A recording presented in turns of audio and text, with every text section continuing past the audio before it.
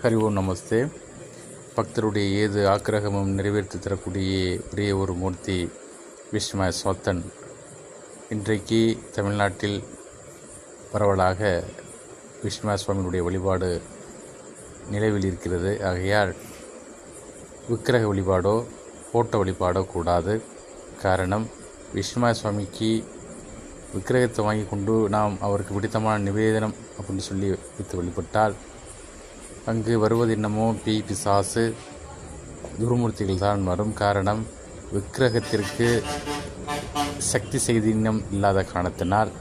ஆகையால் அதுக்கு முன்னதாக ஒரு உத்தமமான ஒரு குருவிடத்திலிருந்து மந்திரம் சீகரித்து விளக்கு மட்டும் வைத்து பகவானுக்கு பிடித்தமான நிவேதனங்கள் மற்றும் பந்தங்கள் மூலமாக பகவான் விஷ்ணுமாய சுவாமியை சித்தி வரித்து கழிந்த பின்னரே பின்னீடு விக்கிரகத்திற்கு பிராண பிரதிஷ்டை செய்து சக்தி ஊட்டி உயிரூட்டிய பிறகே விக்கிரக வழிபாட்டிற்கு போக வேண்டும். ஆகையால் இது ஒரு விஷ்ணுமாய வழிபாட்டில் இருப்பவர்களுக்கு விழிப்புணர்வு பதிவு. விஷ்ணுமாய ஆதிமார்க் யூடியூப் சேனலை சப்ஸ்கிரைப் செய்து கொள்ளுங்கள்.